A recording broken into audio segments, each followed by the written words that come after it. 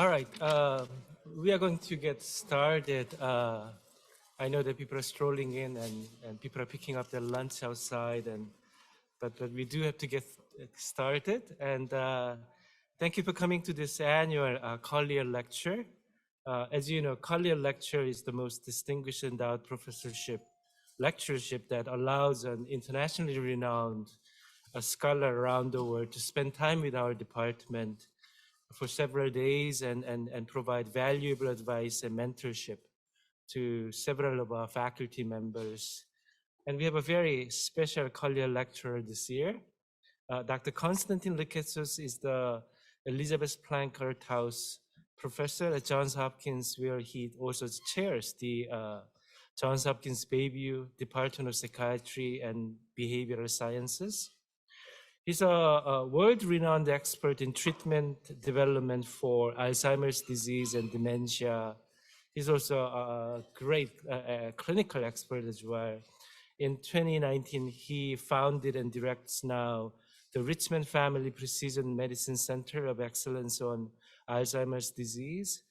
And he has received numerous awards and authors over 500 articles, as well as 5 books over his career. His work has been cited over close to 70,000 times with H-index of 141. The 2021 Stanford University publication reports that he ranks number 13 out of 9,000 scientists worldwide in the field of geriatrics in terms of his productivity. I would like to know who these other 12 scientists are. Having said all this, you know, I've known Costas since 1997 when I was an intern at Johns Hopkins. And, you know, to introduce him also, I do get a bit emotional every time I introduce him in this kind of setting. He was my attending psychiatrist and supervisor. And to me, he always represented the consummate model of physician triple threat, clinician, teacher, and researcher, and also quadruple threat in that sense. He's now administrative leader as well for Johns Hopkins Psychiatry. But even beyond that, Costas has always been a generous friend and a mentor throughout that 25 years and hopefully many decades to come. And it's a great pleasure to introduce Costas as this year's Collier Lecturer.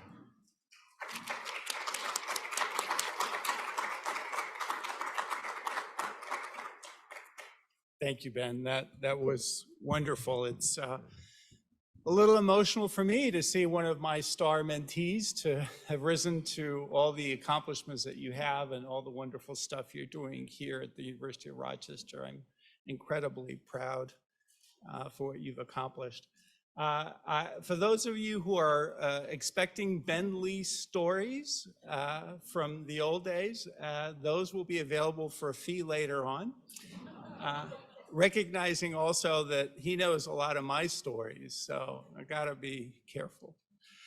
So thank you very much for inviting me. I'm especially privileged to be giving the Collier Lecture this year. And this is about a topic that I have chosen to be more out of the box than ordinary.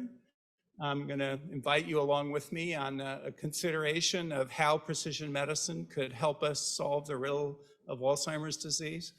I note, if you haven't already, that this morning, overnight, Lilly announced a very interesting finding.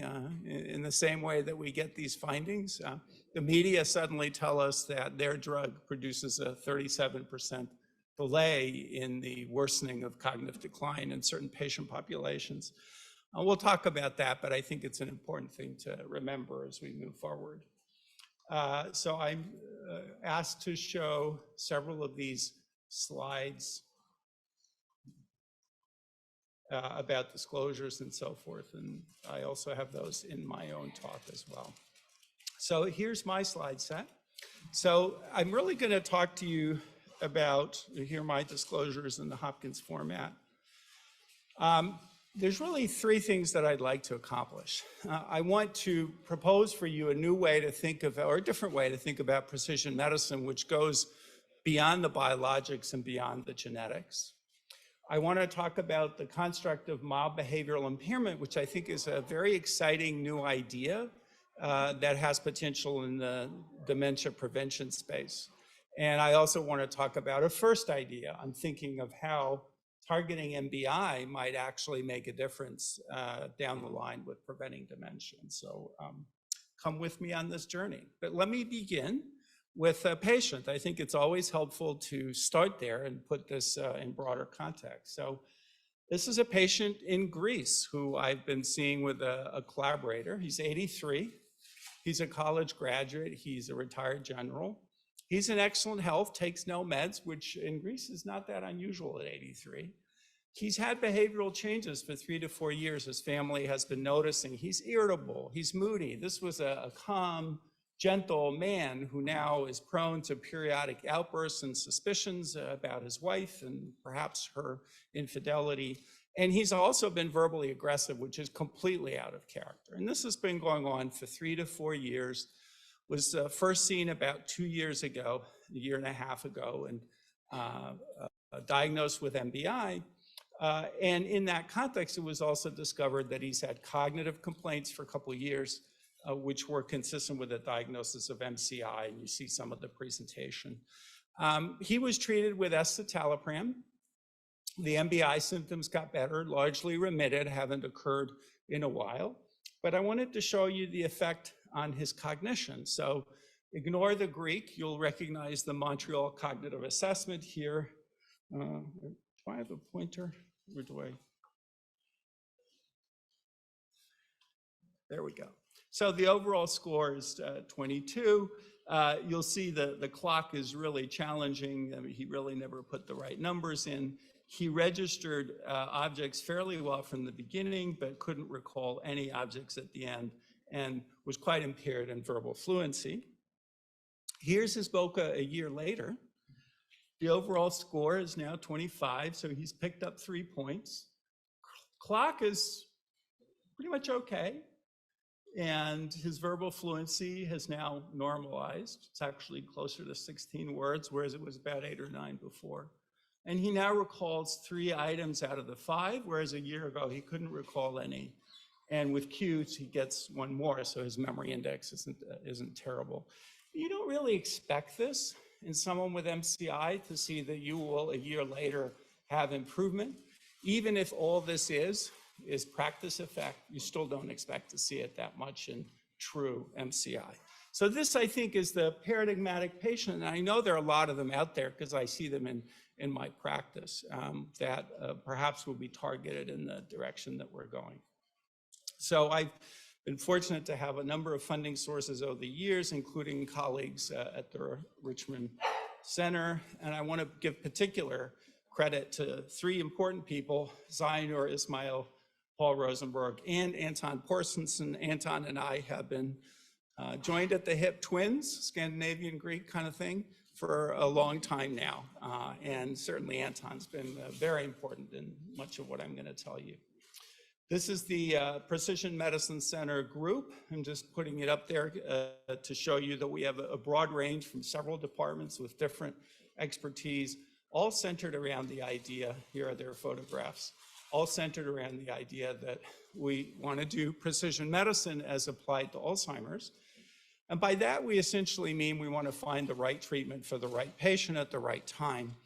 Something that you've heard many times, what matters is not the idea, but how we implement it. So the challenge in dementia, and even Alzheimer's dementia, is heterogeneity. As if we're talking about a patient population, as you see here, represented by different colors, if there's a treatment that only works for people in the blue color, and we apply the treatment to everybody up here, we have a lot of challenges. First of all, because we're giving it to everybody, there's a lot of noise. And so we might fail to detect a benefit. We might conclude this treatment doesn't work for anyone, whereas in fact it works for some people. The second, of course, is we're exposing people for whom the drug isn't likely to work to drug, and we're wasting. So we got to move away, and we got to increasingly think of our intervention studies as ones that target populations that have a much higher likelihood of benefiting from a therapy, as you see here. So people in blue, people in gray have different color therapies. The paradigm we're operating under is the amyloid hypothesis. This is a very simplistic summary of it with permission from the neuroscientists in the audience. I'm just going to use this very epigrammatically, but it goes somehow like this. That something gets messed up in the processing of amyloid precursor protein. You have the creation of A beta 1 to 42 oligomers that through various forms of toxicity, perhaps, that then leads to the development of tangles inside neurons. Neurons eventually die off, and once you start getting circuit loss is when you start getting symptomatic expression of the disease. So where are we in 2021? I didn't have time to change the slide. I'm not sure I'm ready to change it. But after 40 years of research, we have 4 approved symptomatic therapies, none in the last many years, and no clear disease-modifying therapies. I think there's a clear debate in my mind about whether these amyloid biologics are truly disease-modifying therapies, in that none of them improve the outcome of patients. None of them really change the symptomatic expression. All they do is they seem to attenuate the pace of progression. So everybody who goes on these biologics gets worse.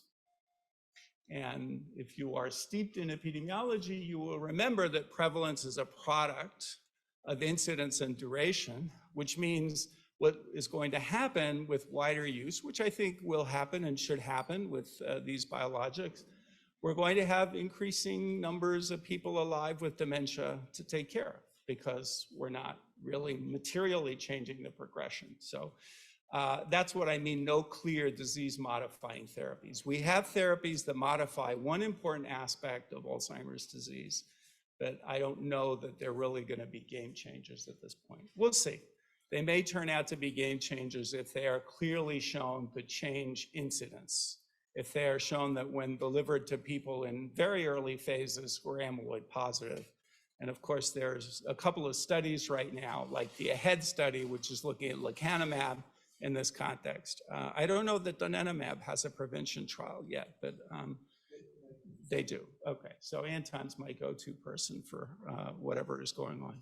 So that's where they would be game changers, potentially. And we'll have to wait and see if the teeny little effect sizes may be clinically important that we see in dementia are going to be bigger enough in earlier phases to really make a difference.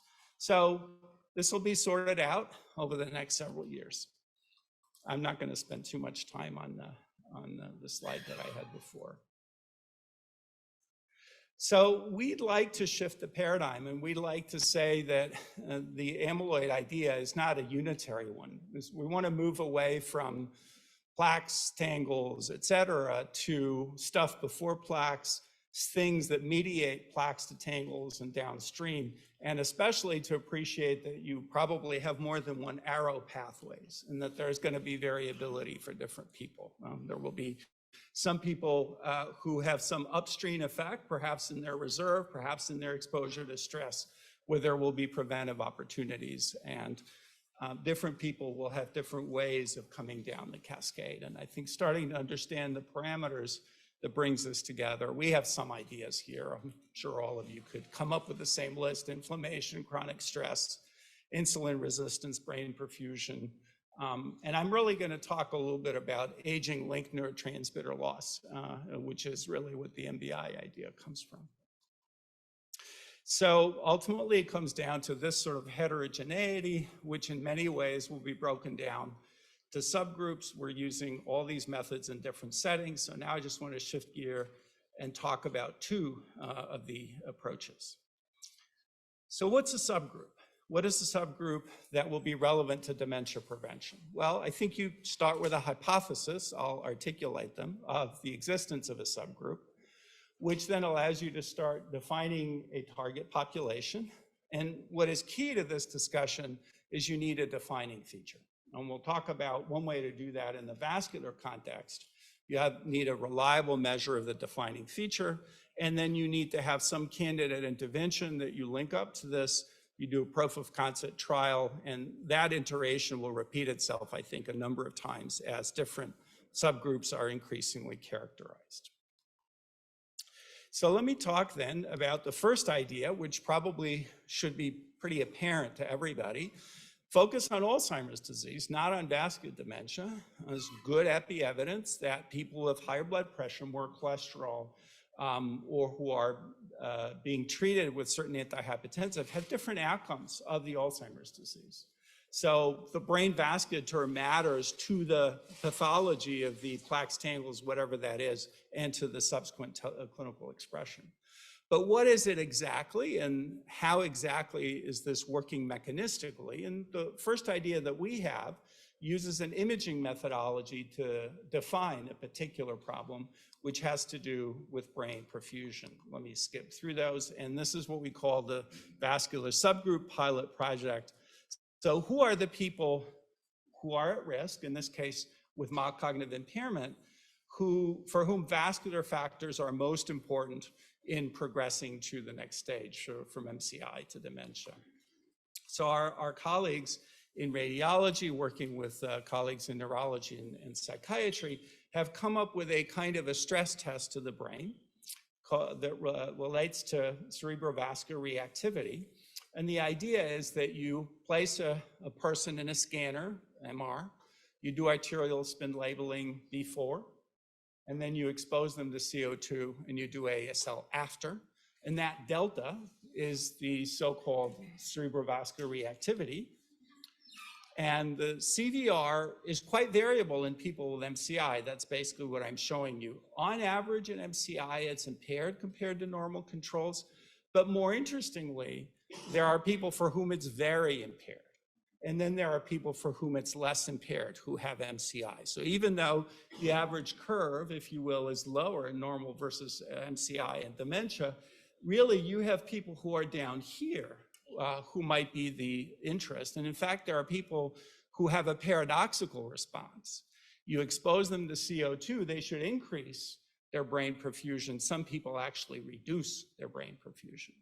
So if we were to hypothesize that the CVR is the target variable that we're thinking about here, how can we modify CVR? And it turns out there's a lot of science here that Paul Rosenberg and Sevilla Yasser, who are running this project, have reviewed, is atorvastatin, you all know about it, widely used statin, in animal models increases CVR quite substantially. So a very simple paradigm that we have right now in this subgroup study, open label, can we engage the target? If we take people who have MCI, who have low CVR or bad CVR, if you will, we give them atorvastatin, can we at least affect the CVR? And that's the level that we want to go forth. Obviously, we don't for sure expect atorvastatin will do it, but it will give us the experience with the paradigm to see whether we can do a little bit and maybe there's a different drug, et cetera. So that's the idea here is we've got a variable, we've got a hypothesis, which is brain perfusion is the problem. We got a way to measure it. We got a way to perhaps target it initially and then see what happens and so forth. So if atorvastatin does have target engagement, if it does modify CVR, then the next step obviously is a controlled study with a placebo to see if the impact on CVR is meaningful over time and is greater than placebo. Well, what's another approach to do this? And here's where I want to talk about folks who have early neuropsychiatric symptoms. This is where MBI comes in, and we'll spend a little bit of time on MBI. But the idea here is, why do these people have early neuropsychiatric symptoms? The hypothesis is that it's because their serotonin system has degraded with aging. And as you'll see, there's an emerging pathophysiology that suggests an interaction between a deficient age-related serotonin system and the ATN pathology that we associate with Alzheimer's disease. So that perhaps the early occurrence of this very characteristic syndrome that we call MBI might signal a population. Ideally, you'd say, well, why don't you go measure serotonin? We can't. And so ideally, that would be someplace that we can end up, but we don't have that capability yet. So we're going to define the subgroup as a clinical syndrome, which is where MBI comes in. So here's some background. You've all probably appreciated that I spent a fair bit of time looking at neuropsychiatric symptoms in people with dementia. And this is a 5-year period prevalence slide from Martin Steinberg's work out of the Cache County study that looks at the cumulative prevalence of different neuropsychiatric symptoms over time. And you can basically see it's a population who we characterized before they had dementia. We made the dementia diagnosis, we followed them, and actually the cohort has largely died off at this point. But we're able to see over time in follow-up visits that were occurring every 6 months roughly, whether or not they had a neuropsychiatric symptom, and we were able to estimate in an accumulated fashion how often they had different symptoms. So it's around 60% and change over time, get delusions at 1 or more visits.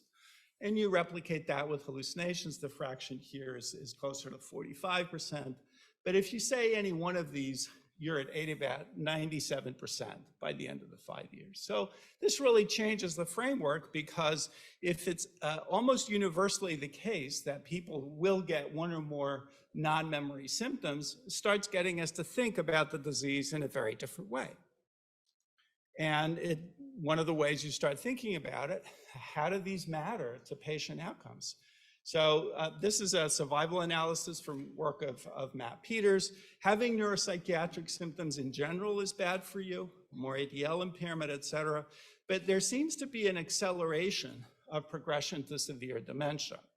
So if you have neuropsychiatric symptoms that are clinically significant, this is the blue line, early in the course of dementia, these survival analyses tell you how fast people progress to severe dementia, and you have a similar trajectory for mortality. So if you have early clinically significant neuropsychiatric symptoms, I misspoke before, it's the red line. The blue line is people who don't have them early on. You can see that you actually, and I had a neat slide, which I don't have here, that if you look at this at the median, you've got about a 2 to 3 year delay in progression. So early NPS, time to severe dementia, 2 to 3 years faster than if you don't have NPS. So clearly there's a feel that somehow the presence of these symptoms means something about the pace of the progression of the disease. We could speculate as to why, and we could speculate as to whether correcting this will make a difference. That's, after all, the hypothesis on the table. Move the clock back now. So what about the frequency of NPS in CIND? A term I love, but nobody likes to use. I think I'm its only lover right now. Cognitive impairment, not dementia. Much cleaner terminology for me. Doesn't mix etiology with description. Or MCI. But for both of these entities, we and a number of other people have said that you see the same time effect. You have CIND or MCI, you're going to progress to dementia faster. And in fact, now we know that if you have neuropsychiatric symptoms, and we'll talk a bit more about some nuances of what this means exactly in later life, you go to MCI or dementia faster. And what I think kind of nailed it was Lizzie Y's paper in 2019 from our group, which took the National Alzheimer's Coordinating Center database, close to 2,000 people, extracted from that database everybody who eventually developed dementia, and look to see, prior to the onset of dementia, when and where was there any occurrence of neuropsychiatric symptoms. So in this complicated figure, each line represents one person. When the line has a red interval, like you see here, that's a person being observed with a diagnosis of dementia. The blue intervals refer to a diagnosis of MCI, and when it's gray, these are people who don't have MCI or dementia. And if you have a period with a crosshatch, it means that you have 1 or more clinically significant NPS during that time frame. And what you're seeing here is, in this gray area, if you just focused on that for a moment, no matter the person going from normal to MCI or normal to dementia via MCI or normal to dementia without MCI, pretty much half or more of everybody has neuropsychiatric symptoms before a cognitive diagnosis. So in the old days, when I was coming up in training, the dictum was 20 to 30% of people start with these symptoms. We don't quite know what they are. Turns out the number's probably twice that. It's probably close to half. Again, establishing the idea that cognitive decline, Alzheimer's disease, is closely linked to neuropsychiatric symptoms because they are frequent in every phase. And in fact, for many people, they are the first symptom in the pre-cognitive decline phases.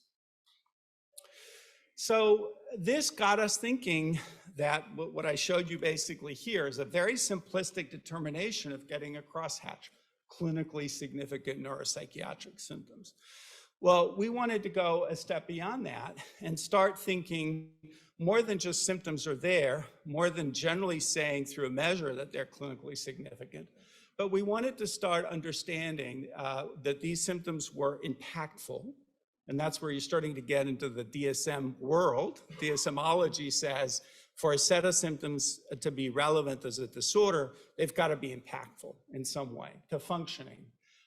We also wanted to be clear that they were not talking about impact on ADL functioning, but we were mostly talking about impairment in interpersonal functioning, social functioning, work functioning, kinds of things that psychiatric conditions usually impact on.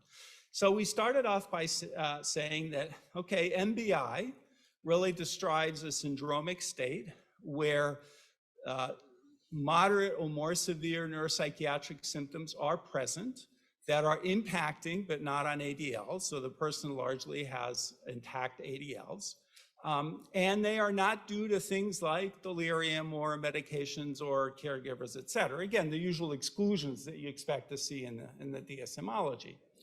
So my colleague Fernando Tarragano actually coined the term in a 2009 paper. I was involved in helping them put this analysis together. And they looked at a population of theirs who was referred to a clinic in Buenos Aires for memory disorders. And they had a pretty good evaluation of these folks, and then they followed them out when they didn't have dementia to see whether or when, how fast it took for them to develop dementia. And so in their first paper, they showed that if you have just MCI with no behavioral symptoms, whether it be subjective or full MBI, this was your progression rate to dementia, not horrible. But the moment you introduced mild behavioral impairment or neuropsychiatric symptoms, you had, again, a big acceleration of the curves. So these are I think, pretty good early evidence that MBI now specifically matters. One of the criticisms of this early paper was, in your criteria for MBI, you cared about the current impact on life, et cetera, and you had all these exclusions. But you didn't make a distinction between whether these symptoms were new. So were you dealing with somebody who had affective disorder all their life, and were you calling that MBI, an anxiety disorder, et cetera? So in the next study, which was a replication, they took a lot of care to differentiate the two. And so they had a psychiatric group, and they distinguished that from MBI. So you're starting to see the contemporary MBI criteria evolve out of this. And they had a very different finding.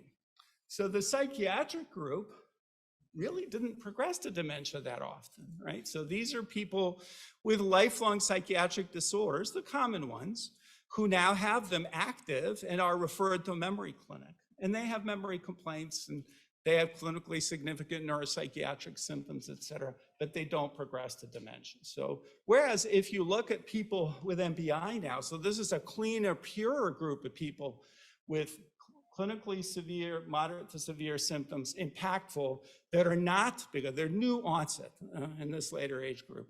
So that's where the action seems to be. And this is one of the reasons we're starting to think that, because this is late life onset, it might have something to do with the aging of the brain. We're going to come back to that in a moment. So I was privileged to work with Zainur Ismail and a number of other colleagues in something called the Neuropsychiatric Symptoms PIA. This is the International Alzheimer's Association, ISTART. And we put together provisional diagnostic criteria that were published in 2015. Here they are. You can go pull the paper, but it's largely what I already told you. Symptoms have to be present, the person over 50, they got to be impactful, they can occur in one of these 5 domains, and they are not reflective of a lifelong psychiatric disorder or delirium or something like that. And of course, the person doesn't have dementia by definition.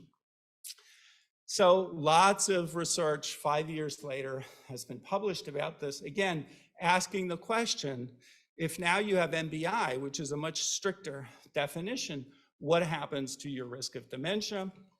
And so I'm just going to go over a few studies and summarize them. So this is a cohort, again, from the National Alzheimer's Coordinating Center, where there were people with MCI looking at progression to dementia and comparing if you had MBI, if you didn't have MBI, pace of progression twice as fast. So the odds ratio is a little over 2. In a French clinical environment, very similar study, people with MCI, how fast they go to dementia. If they have MBI, almost 3 times faster than if they don't have MBI. A Japanese clinic replicates the other psychiatric disorders. So if you look at people with MCI to dementia and you are comparing MBI with all these other lifelong psychiatric disorders, you now have a much higher odds ratio, as the Tarragano work would suggest to you. And then more recently, Zainur Ismail's group has looked at cognitively unimpaired people. This was a little bit of a surprise. These were people with subjective cognitive decline, people with a lot of complaints, but no MCI. And they have a CDR greater than 0 or greater, 8. Odds ratio is 8. So all of a sudden, you've got these nuanced psychiatric symptoms, you're cognitively unimpaired, your risk of progressing to the next stage if you have this MBI syndrome is 8-fold, quite substantial. This needs replication. I'm still not entirely convinced, not just because it's a Canadian cohort. I can get with Zainur about that all the time. Maybe there's a Rochester cohort that you all could have a look at it. But I think this is a summary of a lot of research making the point that this MBI syndrome confers some degree of risk that is relevant to transitioning to later stages of cognitive impairment. So the next question is, well, what does it mean over time? So preliminary study, actually this is now published, I have not updated that. So you all probably have heard of the UCSF Brain Health Registry, which is an online registry. People basically show up and fill out questionnaires and they get cognitive assessments remotely. Mike Weiner started this many years ago. We pulled out of that a small group that we could find, cognitively unimpaired people who had MBI, because we were able to quantify whether they had MBI and also quantify how severe the MBI was using the MBI checklist. This is a measure that we developed that's really linked to the MBI criteria. And we wanted them to have a score of 8 or greater. And then we wanted to see without treatment, because these people for the most part were not being treated, 65% still had high-level MBI a year later, 35% did not. So in the natural history would suggest, this is not a great study for that, but it would suggest that about 1/3 of people get better. And what happens to cognition? Using the everyday cognition scores, where higher is worse.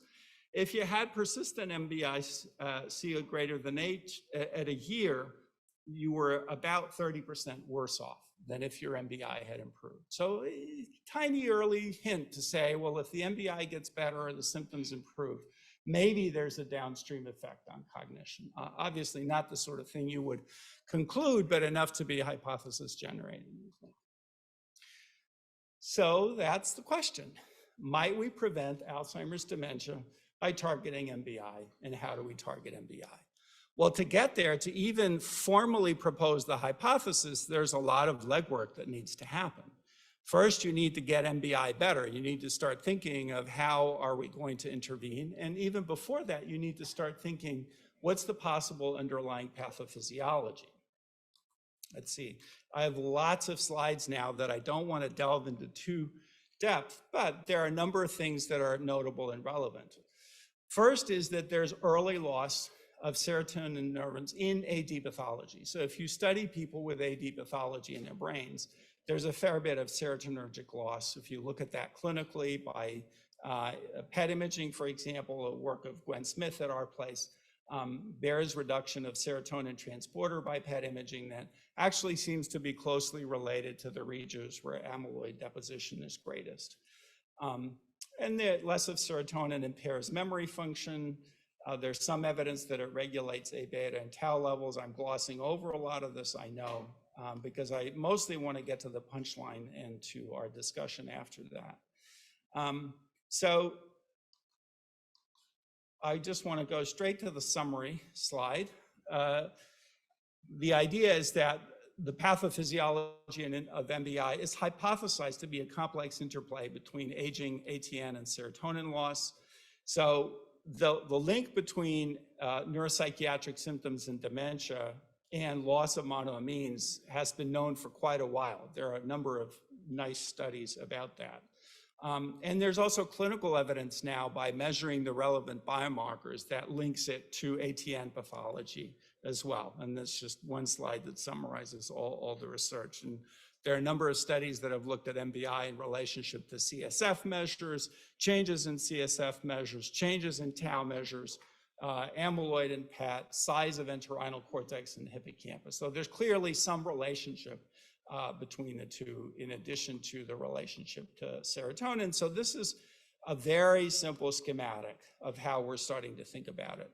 So that if your outcome is dementia, and if you're thinking just cognition, you might hypothesize that clinically you go from SCD to MCI to dementia.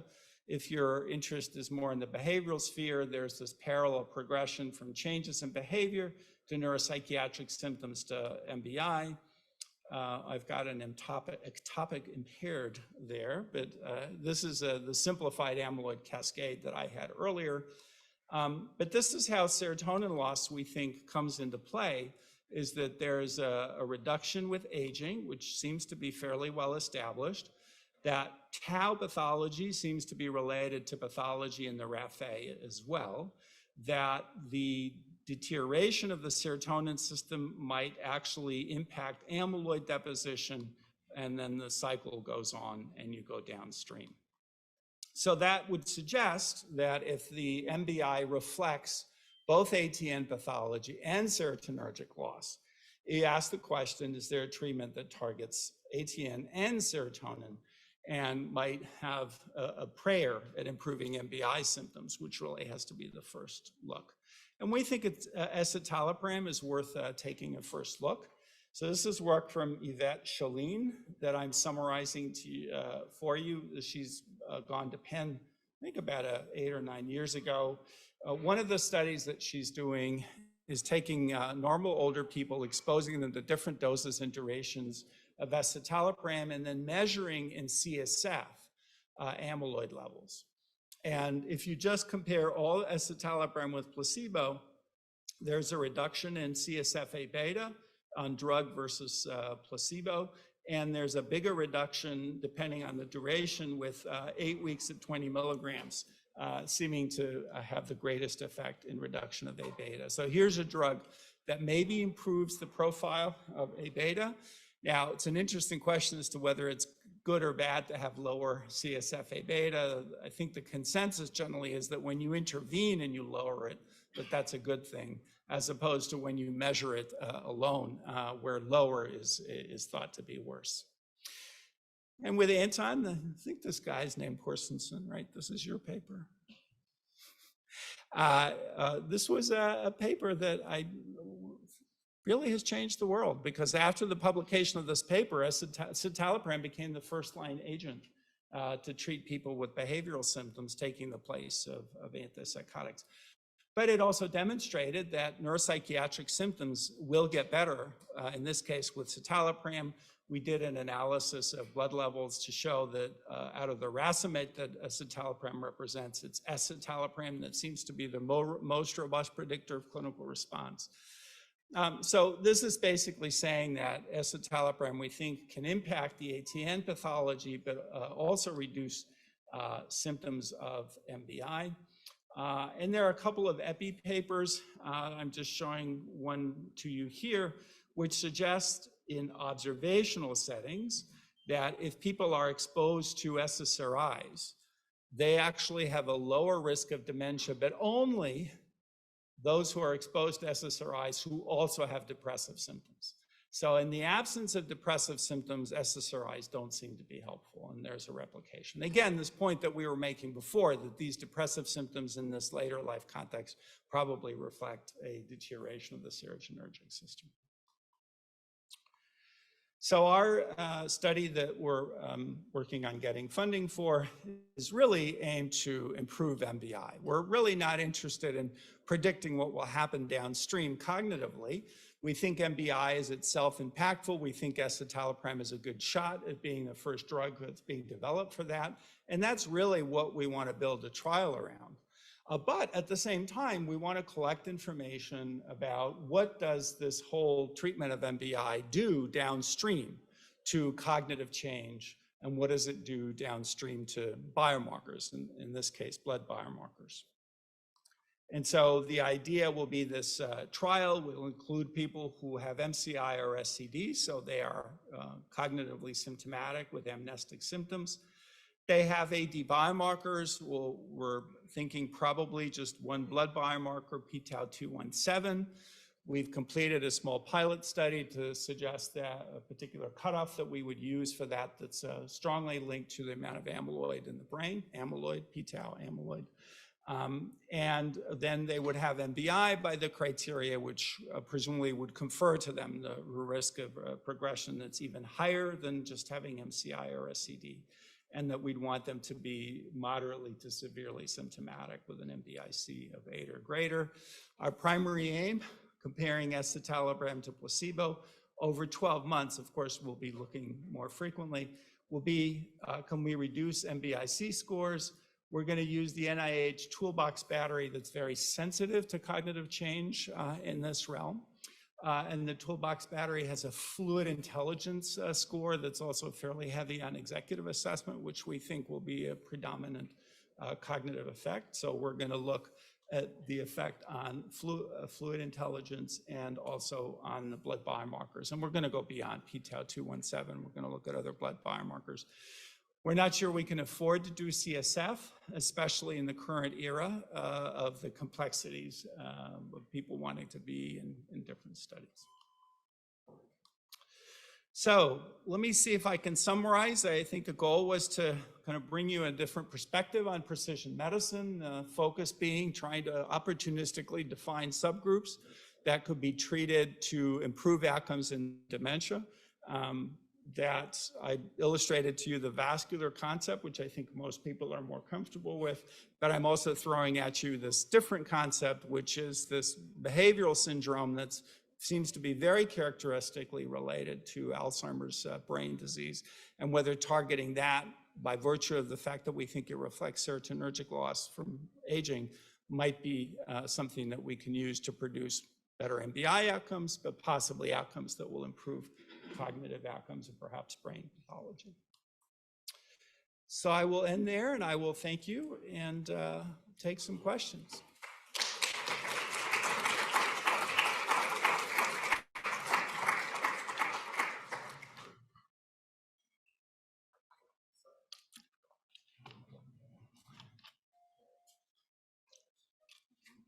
Thank you, Costas, for the wonderful talk. For those who are joining over the Zoom, the Q&A box is now open, and you can enter your question. But maybe I'll start out with my question first. I guess, I mean, it's about like addressing the etiology of Alzheimer's disease. So what about just trying beta amyloid lowering agents as a treatment for MBIs and see if it treats them or delays the onset of them? It's certainly reasonable. We've not seen enough data to understand what the beta amyloid lowering therapies do to neuropsychiatric symptoms.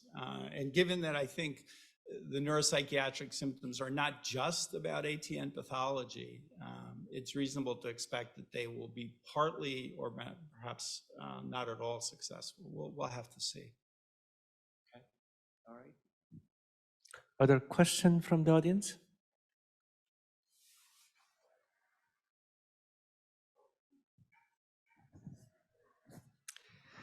So, Costas, one of the outcome measures that you listed for the MBI study or PATM is blood biomarkers.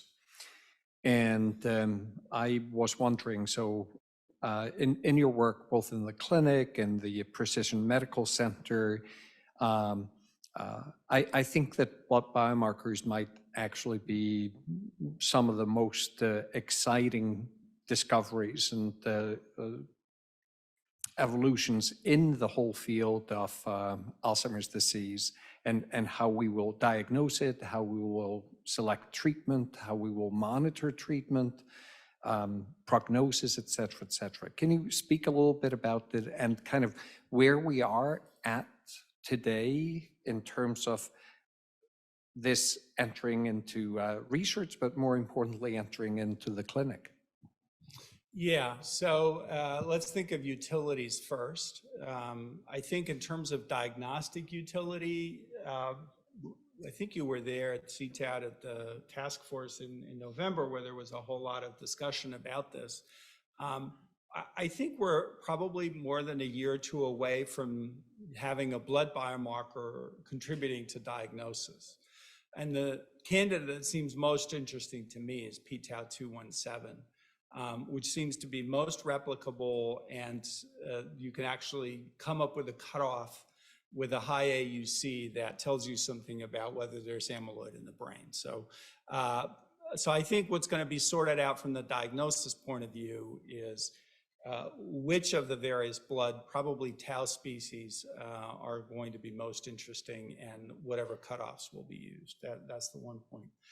I think for the purpose of trials enrichment, we're closer. We'll have to see how our proposal goes with study section, but I know there are a couple of others that have gone through study section where enrichment with 217 in blood is enough, given the right clinical condition, to say that you've got Alzheimer's disease. So I think that's probably there, or close to there, with 217, and possibly with more of a panel. I think that's a little unclear to me. The issue of whether blood and or CSF can be used to monitor treatment effect or treatment engagement, I think is much less robust, because we don't really know what happens, say, to 217 over time, or to different species of amyloid being examined in the blood over time, to say that if we see a treatment effect on the trajectory of the blood measure, that we can reliably use that as an indicator that the brain pathology is changing. So I think that's going to take a little bit more time. But our goal, assuming we get funded, as you well know, is also to store plasma. So that by the time we're done with the trial and we've got the 12-month data, maybe we have baseline and follow-up blood biomarkers that we don't know about right now, that would be good indicators of change that's being brought about by treatment.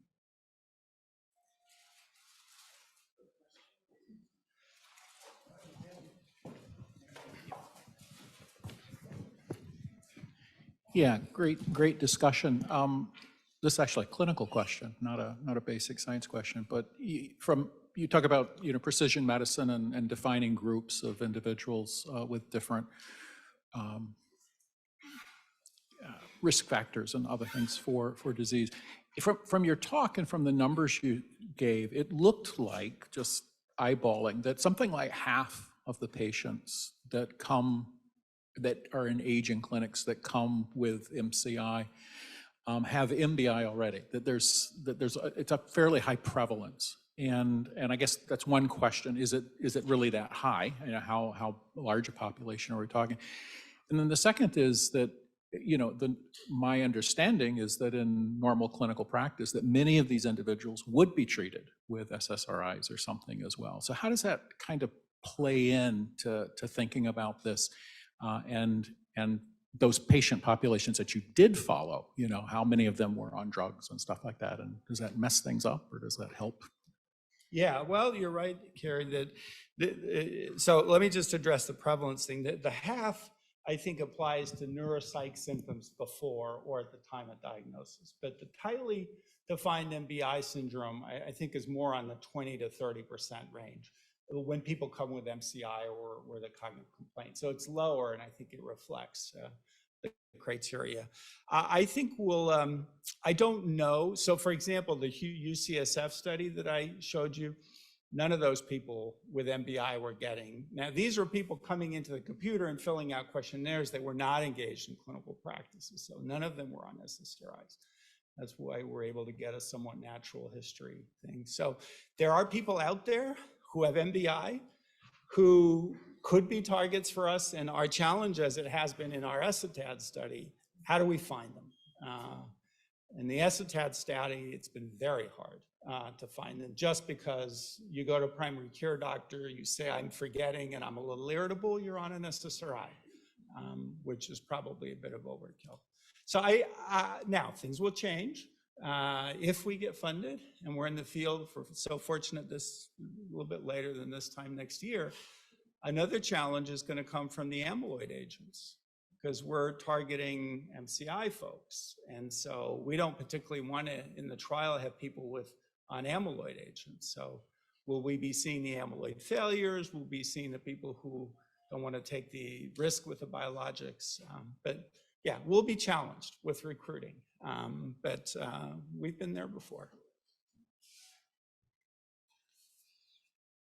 We have one question from Zoom. Sorry. Okay. I'll just ask one question first. Sure, sure. And one of the early criticism of the concept of MBI is they seemed like such a broad term. Besides the fact there's nothing really mild about these behavioral symptoms. But has the scaling has gotten better now that you have a really precise measure of these symptoms? The question was about, is it really a precision medicine if you rely on such a broad term? Yeah, I think it's a fair criticism. I think in the context of amnestic memory complaints or changes and AD biomarkers, I think it ends up being pretty precise. The range of symptoms that you see is interesting, but they are predominantly in two realms. They're predominantly mood symptoms and apathy or motivational symptoms. And actually, one of the thoughts that we have, the reason we want to design, so you could say, why don't we do MBI but with only mood symptoms, right? Because you might, well, there are a couple of reasons for that. One is we don't know, certainly on the placebo group, we don't know that the mood symptoms will be the drivers of the outcome. It could well be that it's the quasi-psychotic symptoms or some of the other domains, the disinhibition or the social inappropriateness that are driving. And the second is we showed in Psychiatry that the SSRI is actually a pretty good treatment for all of those symptoms. So even though you bring people in because they are agitated, if they happen to also have delusions, the delusions get better on the SSRI. So we didn't want to, in a pilot study, to restrict ourselves to sort of a narrow box. It may be study section disagrees and that we end up there, I don't know, but I'd rather keep it broad so that we can start, because then the next step of this would be more of a prevention-oriented clinical trial if the data support it. And there, I think you need to have a lot more nuance about what the clinical syndrome looks like. So actually, that actually was very close to the question I was going to ask, because in terms of neuropsychiatric symptoms, there's a broad range of them. And I was curious if any of the studies that you presented did specific factor analyses or other analyses looking at specific symptoms, clusters of symptoms, or kind of subphenotypes, if you will, in relation to prediction value and so forth. Yeah, so the Collier cohort, as one of their main objectives, designer Ismail is running it. They have not done it yet. But I think the idea that MBI, MBIC has subdomains in those 5 areas might be relevant. But I'm still stuck on the idea that I think the common pathophysiology probably explains the range of symptoms.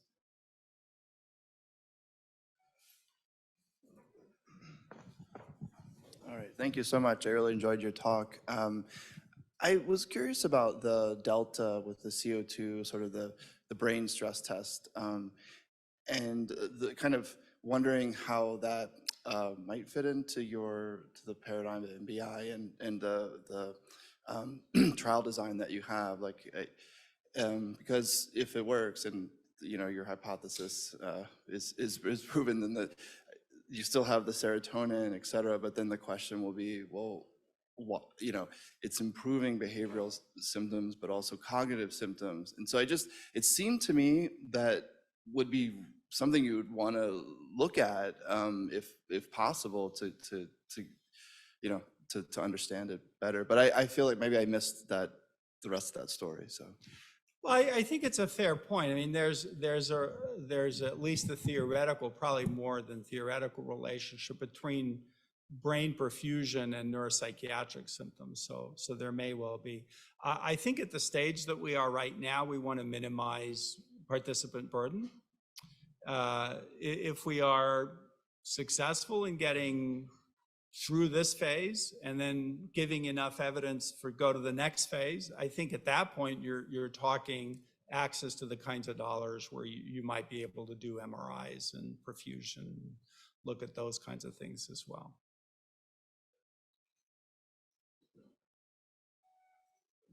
Great. Any other question? I have one. So I guess thinking about the next phase, like you mentioned, as a psychologist, my mind automatically goes to the non-pharmacological interventions, especially if we're thinking about mood symptoms, motivation. I'm curious about your thoughts about where the role is for those.